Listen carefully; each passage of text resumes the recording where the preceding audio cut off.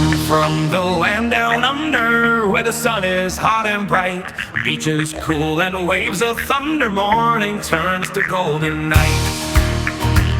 So much there is to see, my friend, from the city to the shore.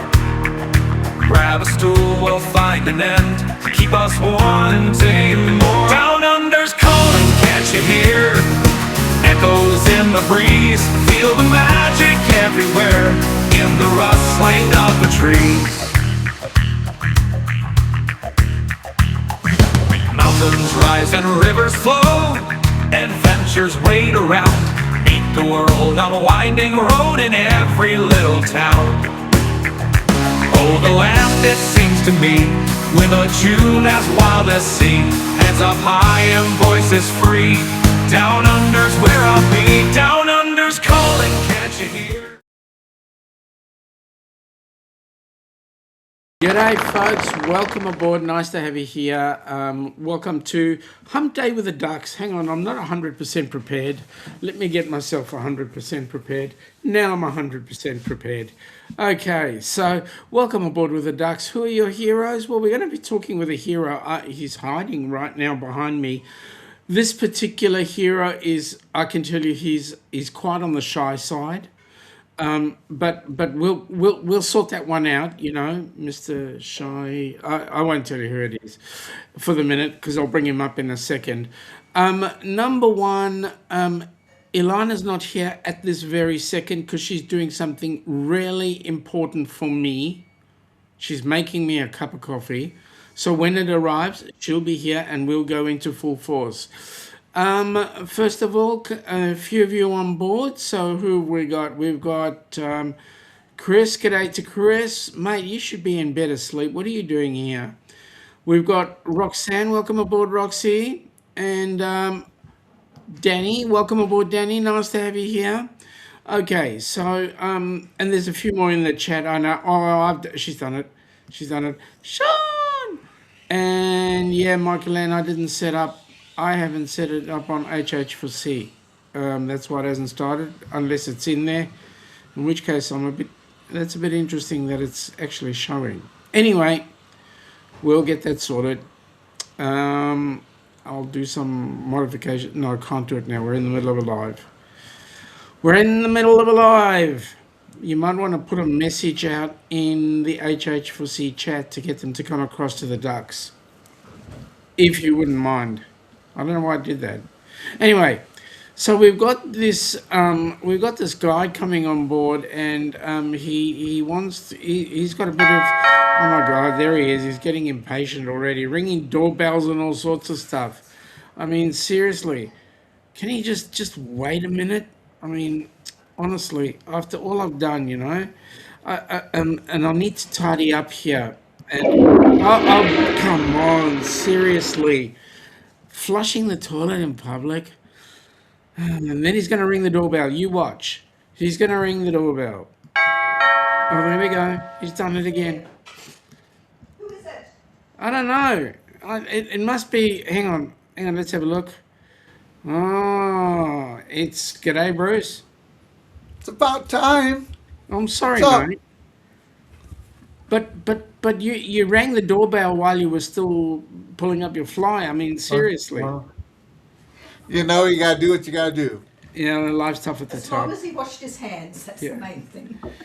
Yep. I washed them. I double washed them. You know, washy. That's right. Washy. Sorry, it's a bit hectic at the moment. Hello. Michael is saying that there's a thumbnail. When I set it up without a thumbnail. So I'm not exactly sure because I didn't actually get it to look at. I'll have a look and see why it happened. Hi, Bruce. Thank you anyway, Michael Ann. Danny's got a giggle there. And Michael Ann says it's done. Beautiful, thank you. And good on you, Danny. And Brucey. Danny's going, yay. See, yay, Bruce. What do I get? Sean. That's normal for you. Yeah. It's about the best you'll get. So I'm going to start asking a couple of questions there, Bruce. Number one, You're just back from the ABC's cruise not so long ago. This is true. Danny And wants it to was know, fantastic. Danny's asking the question, were there any spiders in the basement? Any big No, it's Aussie actually pretty spiders? clean, Dan. Pretty clean. Oh, good. No big Aussie spiders down there in the basement. So we've done a good job. Good. All right. Okay. So, sorry, ABC's cruise. Bruce, how did it go? How was it? It was fantastic. As you guys are seeing as people are uploading videos and photos on Facebook and everything, it was so much fun. And Gabby and her family had a blast. And I know Gabby got to have um, dolphins kiss her on the cheek Oh and just wow. all sorts of fun stuff that they did also, and they had a fun time. Gabby went on the bar crawl with us, Oh really? and she danced the night away. It was just a blast. But She had so much fun. she doesn't drink, right? No, she But was she not drinking. She's just a very happy young lady, and she had a blast. She was there. Her mom and dad were on the bar crawl also, but Gabby had just a fun time. Oh, It was a that's blast. We had great so to much hear. fun with her, and she was such a joy, and she has such a just a lovable spirit. It was just so much fun. Oh, that's wonderful to hear, and that's what HH4C is all about. And Bruce, thank you for hosting that. That's we're really happy and well, Absolutely. thrilled. I We had a can great time, and there was a lot of great channels on there. See me traveling, and forgive me if I forget somebody because we had 45 people on this wow. Wow, group cruise, fantastic. How and many how many and channels was so that? I know I'm going to forget somebody, but I will at least mention all the host channels, of course, us Ocean Travel, See Me Traveling, um, Sea Lake Journeys, Bone Tired Travelers, DeFam Adventures, uh, Clock Family Adventures. I think that's everybody. I think that was everybody. And we had such a great time. Everyone really enjoyed Gabby and spent time with her and her family, and we had a great time. Now, I've got a really important question about Chet. Chet had threatened to do a leggy. Did he actually get it done? A leggy. Yes. Uh, uh, I don't know if he is leggy or not. Is Because I mean, that the same thing as a shoey? well, yes. Because he said, I don't remember seeing Chet do a leggy. I don't remember seeing him do that. the only But who knows? So we did this one excursion. yeah. It is probably Gabby and her family didn't go on this one because they were doing. I think that was the day they were doing the dolphins. But we did this excursion in Aruba that was on this. It was a schooner. It was a private chef, VIP private chef, and there was 54 people on that guests on that schooner, and there was 33 of them that was our group. So we had over Wow, half that schooner, just our group, brilliant. and it was unlimited drinks and food once we got done with the snorkeling, which was part of it. So I will say that the painkillers were flowing, and Chet could have done a leggy, and we forgot because it was. I will say the painkillers. None of us were feeling any pain. Let me just put it that way. That good. Good. It sounds like a Oh good my time God. was had. That because Chet did threaten that for the Rock and Roll Tribute Cruise, he would partake in a leggy to help raise some funds.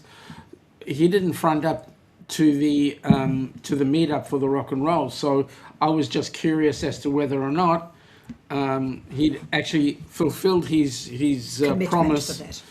and did a leggy on board the ABCs. Well, he could have, and I missed it. I do not know. Well, if you didn't see it, it didn't happen. That's right. Michael Ann is saying thank you for hosting, Gabby. It was a pleasure. Wonderful. There will be more film going out and more shorts coming out about Gabby. And I don't know if anybody has seen the one Yeah. with Gabby at the moment on Helping Hands, but she's got a dirty big fat smile on her face all the time. So, except for when she was told to get out of the pool. Yeah.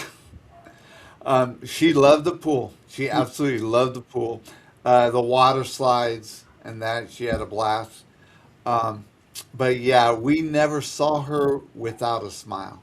She always had a smile on her face. Well, that's awesome. Yep. All right, I want to change subjects a little bit. For those that don't know, behind Ilana's head is a picture of a young Mr. Bruce McMillan. And Bruce, let's have a look at you as a young man.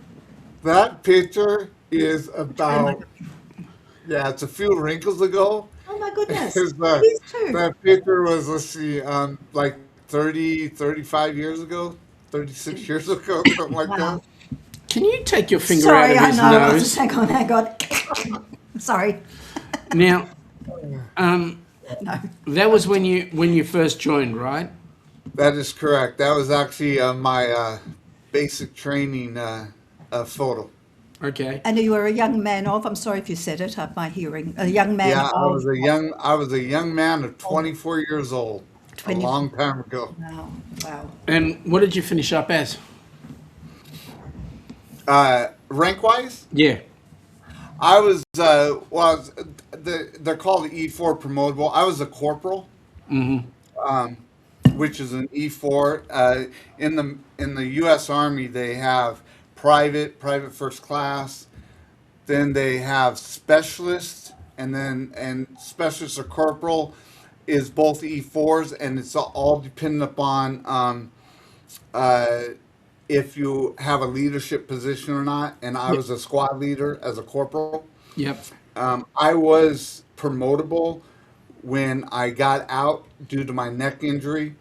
I ended up getting out, but yeah, if I would have been able to re-enlist, I would have been a sergeant. E5. You've been called an E4 mafia. E4 Mafia. Absolutely, Chris. Absolutely. G'day, Tricia. Welcome aboard. Nice G'day, to have you Tricia. here. Can I say something, Trisha? Because Trisha, I did get your email. I saw it. My emails have been down, but I will respond to you. Awesome.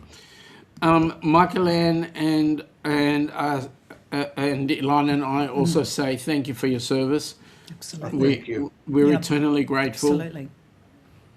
The reason why we're bringing up this military service is, for those that don't know, Helping Hands for Cruising in association with Ocean to Ocean Travel are creating another group cruise. And that group cruise is, well, it's what we're calling the Heroes Cruise, correct? That is correct. Give us a bit of a heads up on the cruise as it stands right now. So right now, I can tell you that we are going to go out of Port Canaveral. Yep. I don't know exactly when yet. It will be in 2028, and it will be either in the summer or early fall. And I don't know what ship yet. And the reason is because the itineraries for that time frame have not been released yet by NCL. So I don't know for sure what ships are going to be going out of Port Canaveral. But as soon as we know, and I have been told that hopefully June or July we will have those itineraries. So we're just waiting to see. And as soon as we can, we will be releasing that information. But I can trust you, it will be a fantastic cruise. Okay, so we're organising the cruise. We're getting on people who are vets, people who are Gold Star families, first First responders. responders. Yep. And by that I mean anybody who's been in the fire service, the police, have had a hard time, have had family lost, so family members of people who have unfortunately been caught up in 9/11 and a few other catastrophes. What do we have in store for them on board the ship? What are we looking at doing? Well, this is really about honoring the service that these men and women have done.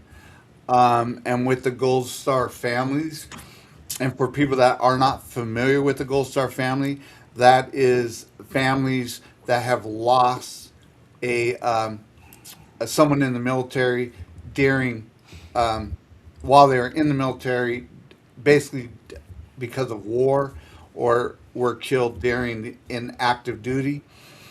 And so we want to honor at least one or two family members, Gold Star family members, but is to really honor the service of the first responders and the military for the dedication and for the sacrifice that they and their family members made.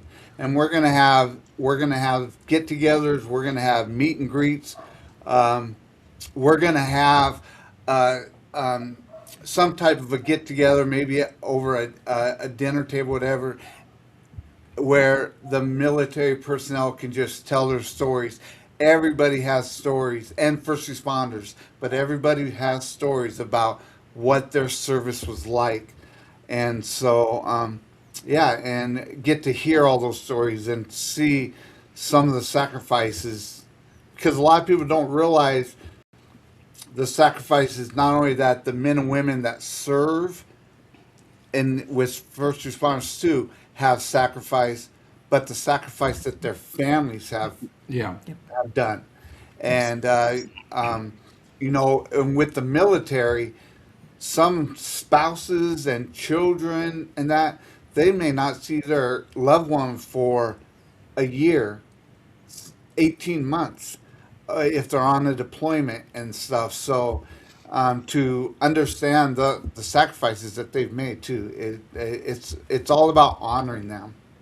And Bruce, can I, you as a cruiser yourself and a hero as well, you are one of those heroes, you've worn the uniform. What, you love cruising, obviously. So what Yes. does it give you that cruising could give to these people? Oh my goodness. Well, first of all, it just the cruising in and of itself, the relaxation for the week. They don't have to cook for themselves. They don't have to feed. They don't have to make their rooms. They don't have to do anything. Just relax and enjoy themselves, and to just be able to get off. Sometimes, especially if they're still serving, they don't get a lot of time for themselves. So maybe just being able to get away at a quiet time and just enjoy the ocean around them and everything means a whole lot. And yeah, just taking that all in, going to, wherever we end up going, um, going to these different countries and stuff like that, not having to worry about, you know, going in a battle situation, but just going to relax means a lot. Now, Bruce, I'm not sure whether you're aware, but I actually did get a contact from Zach at NCL. We had a personal discussion. I mentioned the fact that with the Heroes Cruise, I was looking at getting you to do revelry every morning, but he said that the captain of the ship has actually banned me from requesting that due to the fact that he'd get me walking the plank. So you can breathe. Actually, we might all enjoy seeing that. Yeah, if you have a bunch of military people on there and they hear reveille, you will see men and women standing at attention, because that's what we did every morning when we heard it. Yep. you would stand at attention and salute, and that's when they're raising the flag, is when they're doing that. And when you're on a military post in garrison, which is not wartime, not overseas, in garrison, even if you're driving your car during the time that reveille is being played, you stop, get out of your car, and salute the flag as they're raising it. That's respect. So look at this, Michael. Yeah. Danny wants me to walk the plank. Yes. Bruce, you served some time out on site. You did a time out on what do they call it? I'm having a senior moment. You were deployed, weren't you? I was deployed, yes. Where were you So deployed? I spent time in Desert Storm over in Saudi Arabia and Kuwait Okay. during Desert Storm back in 1991. You had a few scary moments. We did. We so we were the. I was in a place called Log Base Charlie, huge camp. There was 3 or 4 battalions that were in Log Base Charlie, and there was one night that, or early in the morning, that we got attacked by, 10 truckloads of terrorists that came up on our base, all the way around it, and was firing at us and everything. And obviously everyone that was in their bunkers, pulling duty, returned fire. And I was a 71 Mike. A 71 Mike is a chaplain assistant, because in the military, in the U.S. military, a chaplain cannot carry a weapon of any kind, so he has to have a bodyguard. And over there, all of our chaplains in the military wear crosses, but over there, with the Muslim faith, the crosses had to be covered up. They could not be seen under any circumstances. If they were seen, that the chaplains were actually at risk of being kidnapped and worse. And so we had to, they had to cover up theirs all the time. So I'm his bodyguard over in Desert Storm. So when we got attacked, my job is to protect chaplains. So I barricaded us in our small tent that him and I had, called a GP Small. And everyone knew, if they came to the chaplain's tent, that there was a code that they had to give. If they didn't get that code, and if that tent started to open up, I opened fire. Yep. So everyone knew that they had to give that code for an all clear. Or Who created the code? What's that? Who created the code? The brigade commander. So you're there, you're protecting this person.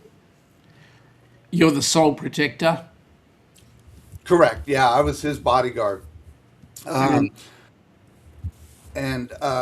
one of the scariest moments was when the ground forces went into Iraq. We were in one of the convoys, and in our position in the convoy that we were gonna go in, we got bumped the last minute by a major, and that convoy got attacked, and that major got wounded, and he was in our spot in the convoy. Oh, wow. So it would very possibly have been that either the chaplain or I would have been wounded if we were in that particular convoy. So how long did it take you to reacclimatize outside of the military when you were finished? Like never. I Yeah. mean, there's still things that I do and things that I react to from my military service 30 some years later. Um, yeah, there's just some things that can never be taken out of you. Now, I was able to it took me probably, I want to say about 3 years to really get back into civilian life, if you will, once I got out. But there's still once you're in the military and you are, what you're taught and the discipline and everything and stuff, I still, to this day, do not need to set an alarm. And I still wake up at 0500 every morning, sometimes 0400 every morning. I don't need to set an alarm. It just automatically. I still eat very, very fast. And for ones that have been in the military, um, like Chris, uh, at least when you're in basic training, but it goes throughout your whole life. But basic training, when you hit the chow line, from the time you're in the chow line, you have 15 minutes to get your food, eat it, and get back out in formation. So a lot of us are eating on our way to put our you don't even sit down. You're eating and then going back into formation. It's yeah. And so to this day, I still eat very fast. I'm always the first one done eating, and I've tried to slow down, and I just can't. Mate, I know the feeling, right? It's a family thing with us. Yeah. I'll bring this a bit further on now. How long before you came out and you and Cindy got together? Oh, Cindy and I met in 2010. So I was out.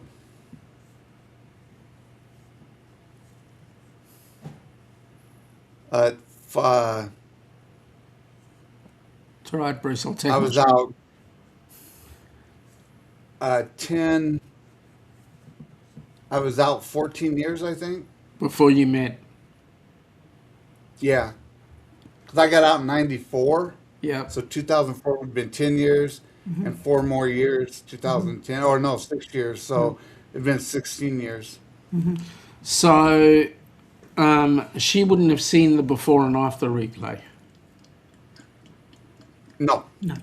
So the question I got for you is, looking at yourself, how much of a change was there for you between before you got in, so under 24, and then from when you got out?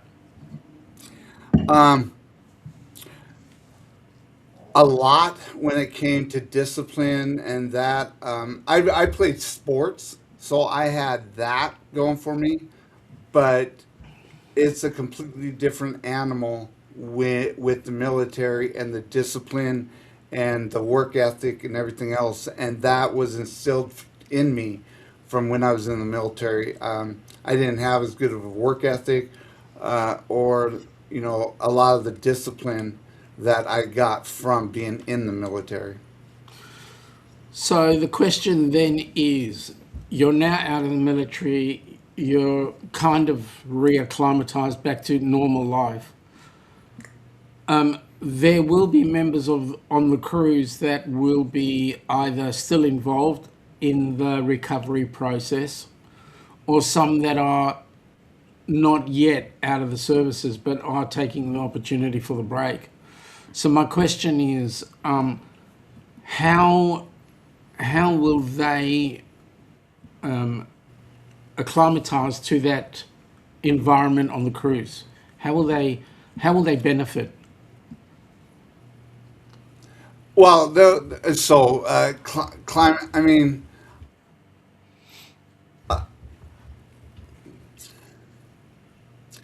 that's a really good question.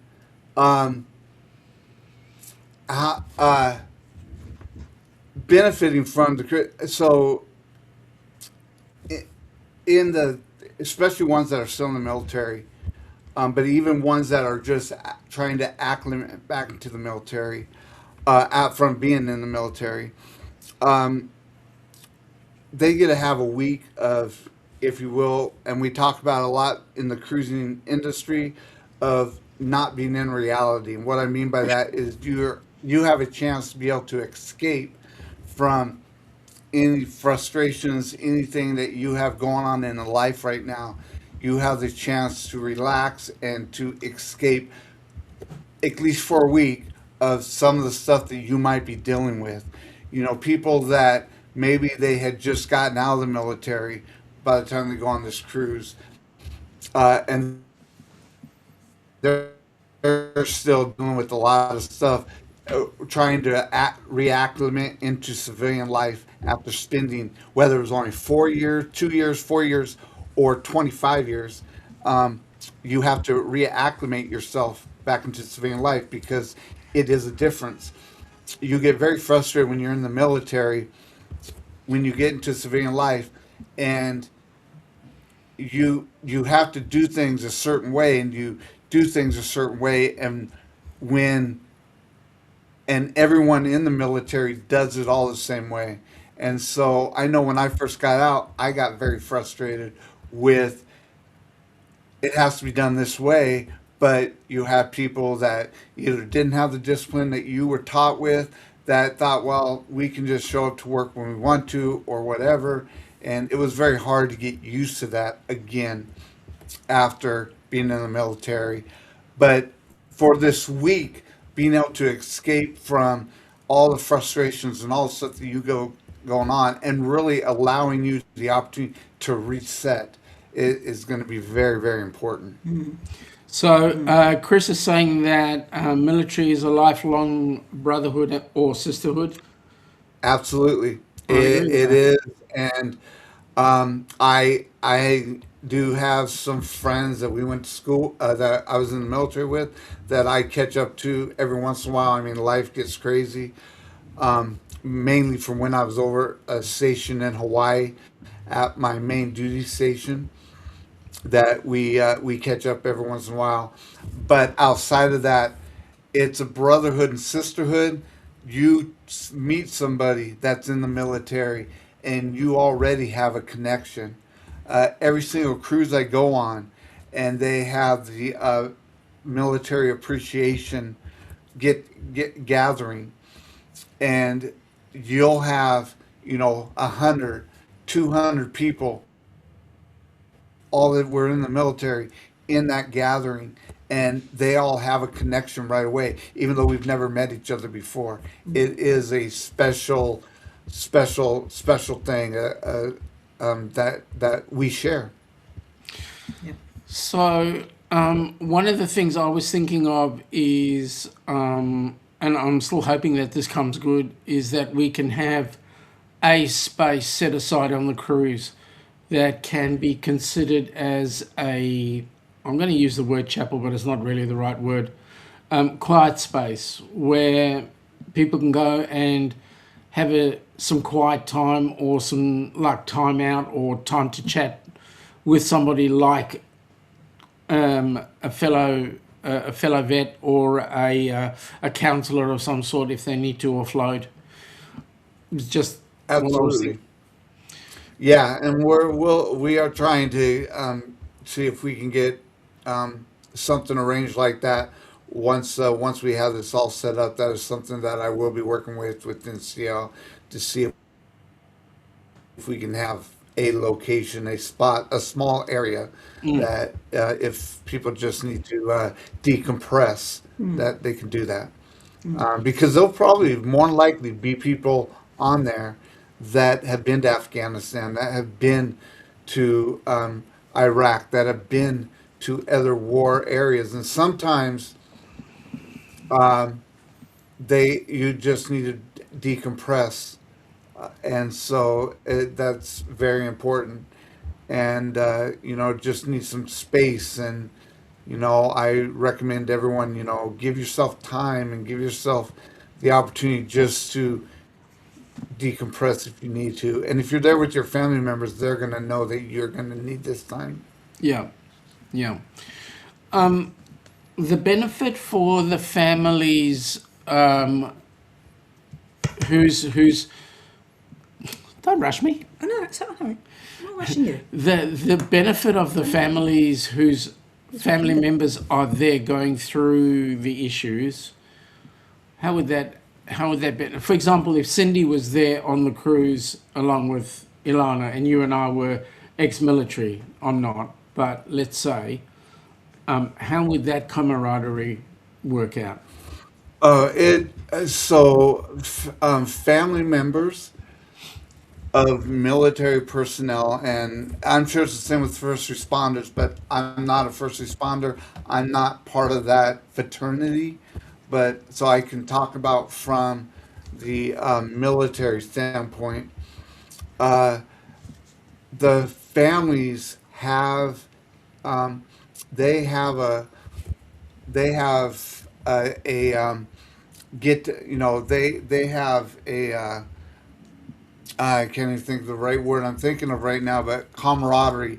They because they both all of them have dealt with things with their military, spouse or father or uncle or whatever. That especially ones that spent time in the in a combat situation, but even ones that have not, the families themselves had a lot of sacrifice, and they they're going to need this time too. And I do know from talking with Cindy and talking to other family members, when they see that their soldier, their Marine, their um, Navy or Air Force, when they see their family member being honored and stuff, it brings a light in there. And I know, like when we do the military at the military appreciation, and they do all of the different services songs, and I get choked up with this, but every time that we hear the Army song, it does something to you, and it to this day gives tingles up and down my spine every time because of the sacrifice that not only I made, but family members have made and everything else. So family members being on this cruise and they're not only family members can have stories of how they handled things while their military person was gone serving and stuff like that, but it does a lot when a family member sees that their military personnel being honored and everything. It does a lot because they don't always get that. And what I am hoping so much, and I really want to try and stress this, is hopefully we can have some veterans on there that served during Vietnam, Yeah, because the veterans that served during Vietnam did not they got a get bad any rap. appreciation they got. Oh, They were called everything under the sun. Yeah. They were sped at. They were thrown at. I mean, it was horrible when Yep. they came home from Vietnam. Trust And so me, I Same am here. so hoping that we They get got a some bad rap The same everywhere here. around the world, even in South Africa, even in Australia. They all got a bad rap. Yep. Yep. So I'm really hoping that we have some Vietnam vet. veteran Yeah. Yes. Vietnam. Yeah. Did you have a question? No, I was just going to say that I think family members, I think sometimes we don't think about the family members. That is very, very true. A lot of times the family members are forgotten when it comes to the military, but people have to understand the sacrifices that the families have made while their loved one was deployed across the world. Yep. And it was hard. A lot of times there was wives that were raising kids by themselves because their husband or vice versa. I had friends when I was in Hawaii that the wife was the one serving and the husband was the one staying home with the kids, but um, they are forgotten a lot of times when it comes to the sacrifice, but the family members sacrifice just as much as the military person did. Yeah, absolutely. Correct. Absolutely. So I got thrown an interesting question the other day. The cruise is for vets, Gold Star families, and first responders. What about the Navy and the Marines? Well, they're all under the veteran.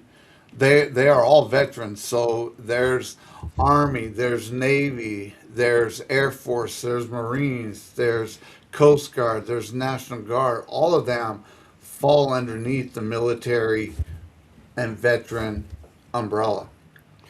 So I'm hoping we do have um, some Navy and Air Force and Marines and all of them uh, being included in this because it is everyone. Yes. So we're planning on putting 10 recipients on board the cruise.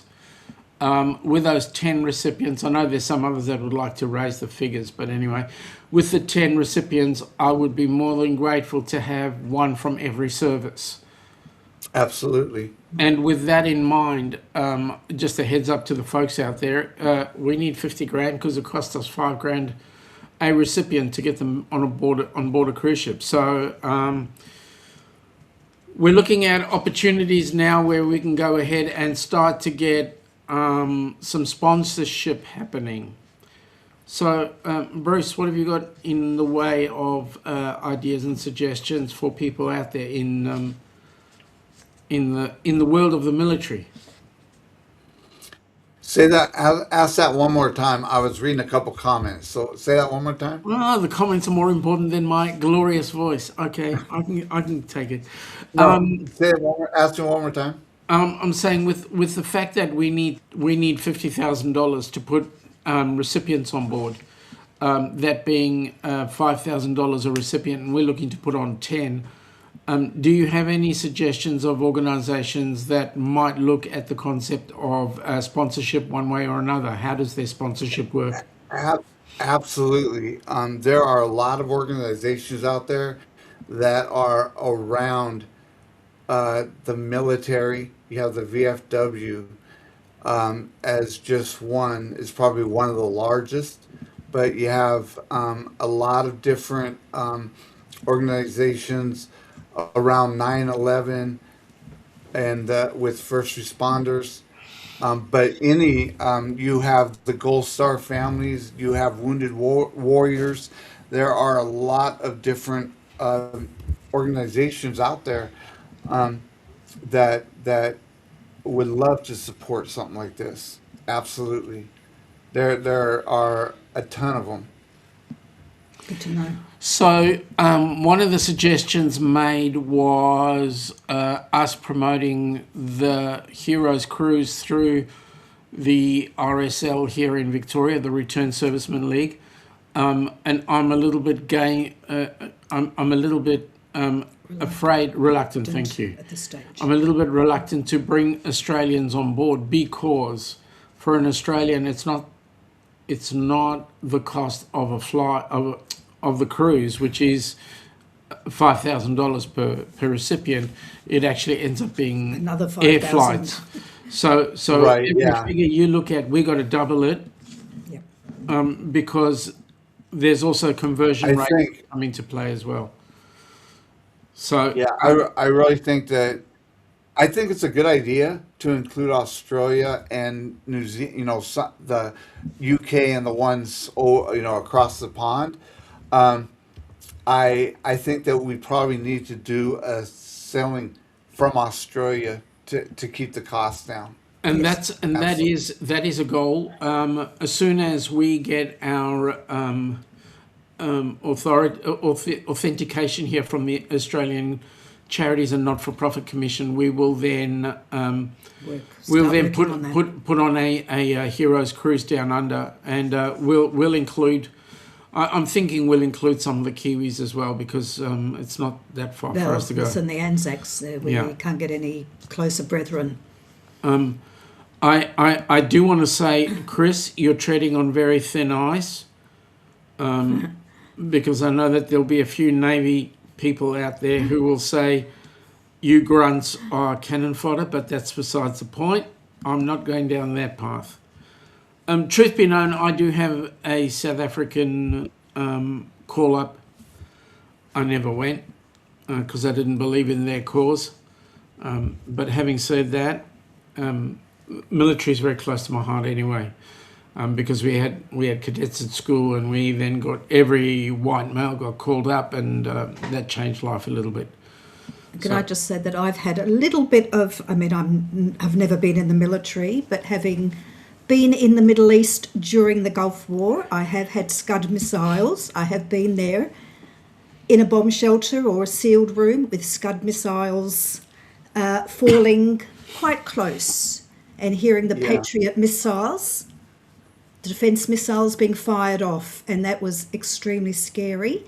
And I can tell you that after that, when I used to hear motorcycles in the distance, my heart would drop, because I thought it sounded very much like an air raid siren. And it took me a very, very long time, like a good 3 years, to sort of get that out of my system. It was... Absolutely. So when, you talk about the Scud missiles, so when we were over there, we were told that Saddam Hussein had loaded the Scud missiles with chemical... neurological nerve agents. Yes. And Well, the gas so mask on. we had what was called MOP suits. And these are chemical suits and masks, and the lining on the inside was charcoal, and they were extremely hot. Now you can imagine they're hot, just regular. I remember when I had to put these on when I was in basic training, and this was in the fall on the East Coast, where the temperatures were in the 30s and 40s, and these were hot. So imagine being in the desert of Saudi Arabia and getting the warning that Scud missiles were flying overhead, and we had to put on our MOP suits. And we had to wear our MOP suits for every time, and it happened 3 times while I was over there, that we had to wear our MOP suits for at least 12 hours, and you have your full headgear, your mask, and you don't get to eat during that time. You could drink because your mask had Your valve. Your a one-way valve valve. that you could put into your canteen Yes. to drink water. But it, very hot doing that during the day, especially. And then when you take that off, that charcoal was all over your uniform, and that stuff doesn't come out. Yeah. So it was very, very miserable. But you were talking about taking 3 years to get over some of that stuff. When I came back, and I was still in the military, but I was over in Hawaii, being stationed after that. And every 4th of July, and even when I got out for about the first 5 years, I could not go to 4th of July celebrations because we had bombs going off close when the air raid was going on close to us, and I would have flashbacks, and so it took me a good, I would say, a good 6-7 years to get over that, where I could go to where they were setting off fireworks and stuff like that. So let me ask you a question now. When you go to a 4th of July celebration, who's more afraid, your dog or yourself? Well, now our dog, I'm okay now with it, but uh, when I first came back from Desert Storm, and no comparison. That I went to the first one, and after that, I couldn't go to any more for a few years because it would shake me up. And backfiring of cars, What's that? the backfiring of cars. I didn't have that so much. It was the fireworks themselves and the constant booming that I had to deal with because um, uh, we were the unit I was with. I was with 189th Maintenance Battalion, and we were a front forward maintenance battalion. Our battalion pushed a lot of the ammo up to the front line, so we weren't that far behind them. And so we heard a lot of the fighting that was going on and everything. And it so it was more of the explosion type thing. I didn't really have much with backfiring and stuff like that as much as it was with fireworks and the booming and stuff like that. So the cruise is going to come up. We're going to be doing it in sort of summer or Or autumn. early fall 2028. So that's about what? About August to October-ish? Yeah, somewhere in that time frame. And from that point of view, does that time of year have any effect from a military perspective on people? That time frame, no, I don't think so. More around the 4th of July would, and that more of the holidays would if they were separated a lot from, I remember missing holidays with my families and everything like that also. But I think that's going to be a good time where they're going to be able to relax and everything. So I don't know about you, Bruce, but from our point of view, not only do we want personnel coming out of Vietnam, but we would also be very grateful if there were any personnel who are currently serving in the services right now in the Middle East. Once that all settles, and we pray and hope that it'll be settled by then, if we can get some of those personnel on board as well. Absolutely, that We would know be those. amazing. We know those people are doing an amazing job. And in fact, anybody who's been out there in the forces, whether it be from a first responder point of view or whether it be from the military point of view, we are eternally grateful for everything that you guys do. I just want to thank you for coming up on board. Appreciate it, Bruce. Thank you for sharing your Absolutely. story. Change the topic slightly for a minute. Ocean to ocean travel, what are you guys up to? Wow.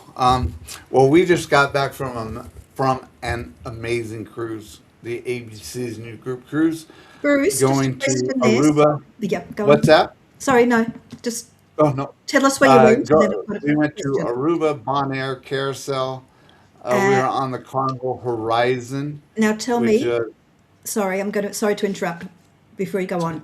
Out of those three places, which one is your favourite? I'm gonna out of our 3 stops, I am gonna say Aruba, Oh, okay. and Why? the reason is because of the excursion that we did. Okay. With the schooners. Uh-huh. We had a great time in Bonaire. Bonaire, we rented golf carts, Yeah, we did and that. That's what we did. Yeah. we went to the salt flats. We went to where the water is pink. We saw the flamingos. We saw the wild donkeys. All the different things. So we saw dolphins swimming out there. Fabulous. That was amazing. Carousel, we just kind of walked around. Although we were on the bridge and got video of it, Ricky actually took my camera. We got some really good video though because we were on the bridge when it opened up, Oh, wow. and so I'll be excited to show all that. But we had an amazing cruise, and so we're gonna have a lot of videos coming out. We've uploaded our one, which was our cabin tour. We had a great cabin. It was a spa cabin. If you ever get the opportunity to do a spa cabin on Carnival or probably any ship, do it. We had a great time going to the Cloud9 Spa and just hanging out and everything. So we uploaded that, but we got a lot more videos that we're going to be uploading. Uh, so our YouTube will continue growing. We didn't go live this last week, but we are trying to go live every Wednesday night at 6 p.m. Pacific, which would be 9 p.m. on the East Coast. So we'll have that going on. And then on the travel agency, we are just slammed. We've got so many. We've got a big group cruise that's happening in February of next year. Is a Square Dance group cruise, and that one is we are getting a lot of bookings with that. So that one's going to be a fun one. And then we are planning the in January of 2028. We have the MSC World America that we're starting to book on, and that's going to be a lot of fun. And then obviously in the late summer, early fall of 2028, we've got the HH4C Heroes Cruise coming up, which is going to be a lot of fun. So we've got a lot going on and busy, busy, busy. Now, Bruce, I just have to jump in here. Lorraine asked, what about Gold Star families? Lorraine, you obviously jumped in late. We've been talking about Gold Star families pretty much through the show. They are included. Don't worry, we got time for them. Yep, Gold Star families are absolutely included in this cruise for sure. And Chris, good night. Good Sleep night, well. Chris. Bruce, can I just go back and ask you about that excursion you went to on the schooner? Was that a ship excursion or did you book that privately? That was a Carnival excursion. Oh, okay. And that was thanks to Chet and Robin from Sea Lake Journeys. I think it was actually Chet that did the research on it, and he contacted me when he saw it, thought it was a great one, and I looked at it and I thought it'd be a great group cruise excursion, which it turned out to be. I was surprised how many people booked it when I put it out there. I thought maybe we'd have 10 people going on it, maybe 15. I did not expect over half of the group to book that one. It was so much fun. If you see some of the pictures of the back of the boat, we basically took over the back half of the boat. It was so much fun. It was just a blast, dancing and the food and the drinks. It was so much fun. Did Gabby go on that excursion? No, she wasn't on that one. No, she did not. That was the day I believe that they went and did the dolphins. I believe they did the dolphins that day. They had purchased that well before the cruise. Michelle told me we're going to do this, so it was all good. They had a great time doing those dolphins. Yep. Now, great. Bruce, I'm going to change the subject slightly. On Wednesday night, we did Hump Day with Jimmy from the Astute Tourist, and in that Hump Day show, there was actually a section there that we spoke about, which was Where Are We Now? Unfortunately, I had not organised, I did not give the answer of the place that we were at. Where were you? Well, Jimmy. What are the clues? Jimmy. Okay, so let me just do something here quick. Jimmy was involving himself with parts of his show and the fact that he had just gone back to work and so forth. Yes. But we are actually in a Victorian location. Oh, okay. And I'm just I typing this up. see Whoops. boats. Yeah, hang on. I'll bring it up in a minute. So everybody can see. And Bruce, have a guess. Okay. Bruce knows Somewhere Australia like the back of his like hand. the back of his hand. I don't think I'd know where it is. Yeah, no. And it's actually in Victoria. Okay, have I been there? I think so. Like the rocks? No, that's Sydney, by the way. No, I know, but I'm saying, have I been there? Like, okay. Are you saying no, I haven't been there? No, or not that no, you don't know? I think you may have been there. Can I start guessing? Yeah, you can guess. Is it Malakuta? No, Lakes Entrance? no. Port Fairy? You read it. Read what? The answer. Where? It's right in front of you. In Wikipedia. So yes, we are looking at an area called Port Fairy, there it is. and Port Fairy is historically known as Belfast down here. It's a town in southwestern Victoria.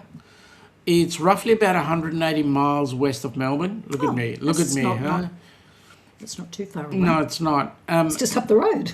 Yeah, it's just up the road and down the hill a bit. About 3 kilometres north of Wheelabarabak and take a truck And it's along. very pretty too. Yeah, it is gorgeous territory. And on you. if you go through Port Fairy, we've got the lighthouse, we've got the township, and the township's actually quite a small little township.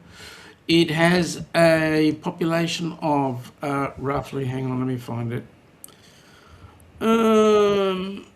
A population total of around 3,340. That was done at the 2016 census, so it might be a little bit more than that.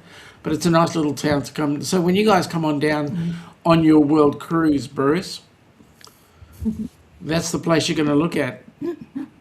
Nice. One of many. Good, lovely. Very, very cool. Yeah. All right, let me bring us back. Bruce, thank you so much for joining us today. Appreciate it. Absolutely. Thank you for having me. And thank you for all you've done for Helping Hands for Cruising too. Really appreciate it. Absolutely. It's been my pleasure. We know how hard you have worked behind the scenes. Very Honestly. quickly, Danny is saying yes, she's seen the pics, and Chet showed them the video of him going into the water with his leg. Okay. Danny's also having a giggle, and she's giggling at you because you said something funny. Okay. How unusual. And with that in mind, folks, we're now at the tail end of our show. I want to thank you, Bruce, for coming on up. Thank you. For those that are interested, Tuesday, chatting with Sean on the HH4C channel. We'll be going ahead. Wednesday, it's Cup of Joe Live Hump Day with Jimmy, the astute tourist. Jimmy will be hosting the show this week. And then wait and see what happens next Friday. Not sure, but we'll see. With that in mind, folks, I'm going to wish you all a fantastic weekend. Yes, enjoy. Enjoy. We're headed into Saturday Arvo. You guys are heading into Friday night, go to bed. We will catch up with you guys later. Have a good day. Bye. Bruce, hang around. Come from the land down under, where the sun is hot and bright, beaches cool and waves of thunder, morning turns to golden night. So much there is to see, my friend, from the city to the shore. Grab a stool, we'll find an end to keep us wanting more. Down under's calling, can't you hear? Echoes in the breeze, feel the magic everywhere in the rustling of the trees. Mountains rise and rivers flow, adventures wait around. Meet the world on a winding road in every little town. Oh, the land